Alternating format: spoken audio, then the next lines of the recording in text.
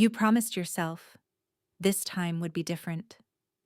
You chose someone new, someone who seemed safe, someone who seemed present.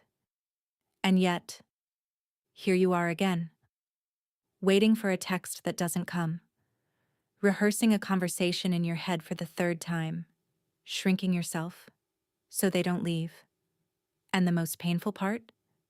You already know something is wrong, but you can't stop. Because this is not a choice your mind is making. This is something much deeper.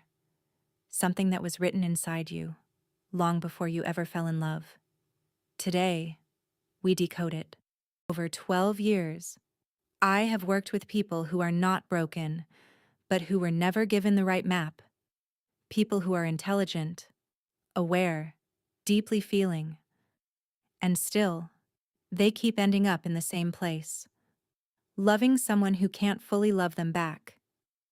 If that's you, this video is going to change something fundamental in how you see yourself. Because anxious attachment is not a personality flaw. It is not weakness. It is not neediness. It is a survival strategy that your nervous system learned when you were very small. And today, I'm going to show you exactly how it was created, why it keeps choosing for you, and the specific steps to finally rewire it from the root. Stay until the end, because the last part is the most important. Let's start with what most people get wrong. Anxious attachment is not about being too sensitive. It's not about loving too much. It's not a character defect you need to fix. It is a neurological imprint. Here's what that means. When you were a child, your nervous system had one job: detect, am I safe? And the way it answered that question was by watching the people who were supposed to keep you safe. Your parents, your caregivers, the first people you ever loved. If those people were inconsistent, sometimes warm, sometimes distant, sometimes present, sometimes unavailable, your nervous system learned something very specific. It learned, love is uncertain. And when love is uncertain, you have to work for it. You have to monitor for it. You have to earn it, constantly. That pattern became your nervous system's operating system. And now, 20, 30, 40 years later, your body still runs that same program. It doesn't matter that you're an adult. It doesn't matter that you're conscious of the pattern. Your nervous system does not read self-help books. It only knows what it learned when you were small.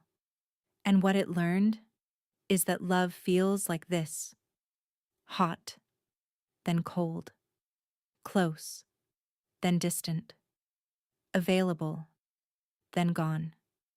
So when you meet someone who is consistent and calm and fully present, something inside you says, this doesn't feel like love. And when you meet someone who is unavailable and unpredictable, your nervous system says, this is familiar. This is what love feels like. That is why you keep choosing the wrong person. Not because you're broken, but because your body is following a map that was drawn before you could speak. There are 3 specific types of childhood experiences that create anxious attachment. You may recognize yourself in one, or in all 3. The first one is emotional inconsistency. This is when a parent or caregiver was warm and loving sometimes, and emotionally unavailable other times. Not abusive, not absent, just unpredictable.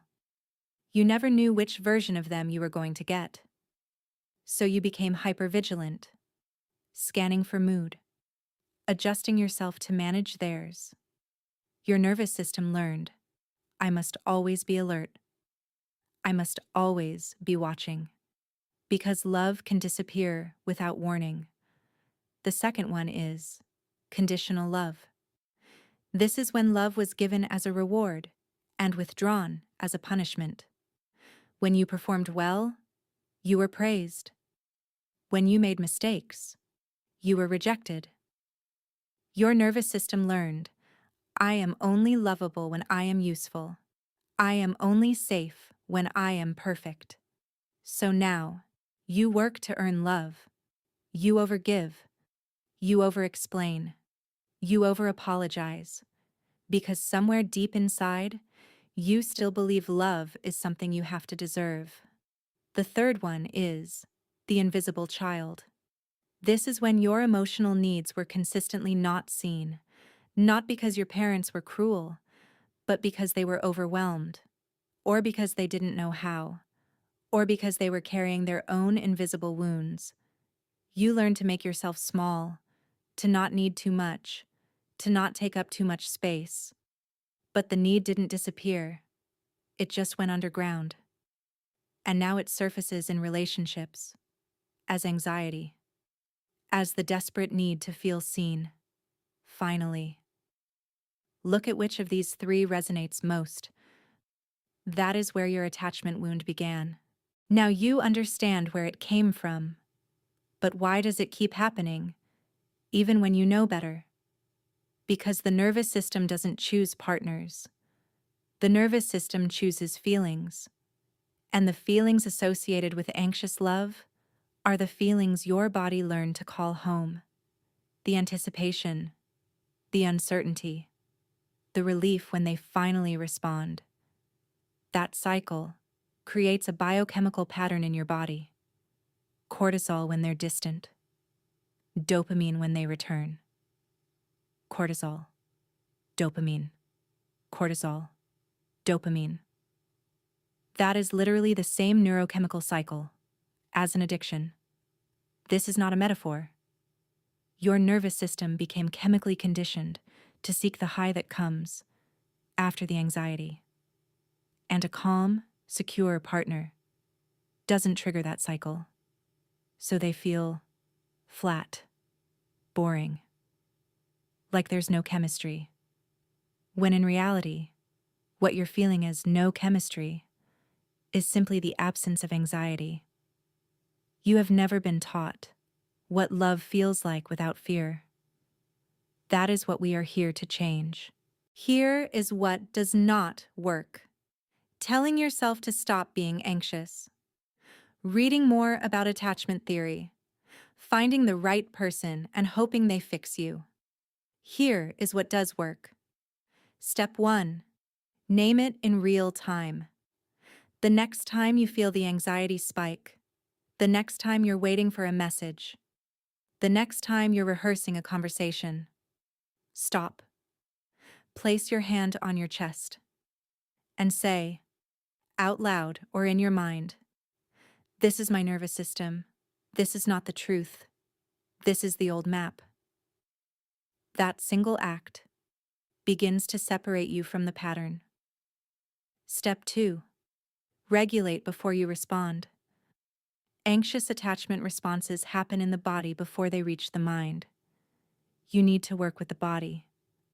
5 slow breaths. Feet flat on the floor. Feeling your weight in the chair. This is not a coping technique. This is neurological regulation. You are literally teaching your nervous system that it is safe to be still. Step 3. Grieve the original wound. This is the step most people skip. You don't just have anxiety about your current partner. You are grieving the parent who couldn't see you, the love that was inconsistent, the child who had to earn affection. That grief needs to move through your body, not be analyzed, not be bypassed, felt. When you grieve the original wound, the current trigger loses its power. Step 4. Practice receiving. The final and most counterintuitive step. When someone safe shows up, when someone is consistent and present, notice the discomfort. Don't run from it. Don't sabotage it. Breathe into it. And practice staying. Secure love feels unfamiliar at first. Let it feel unfamiliar. Stay anyway. That is how you rewrite the map.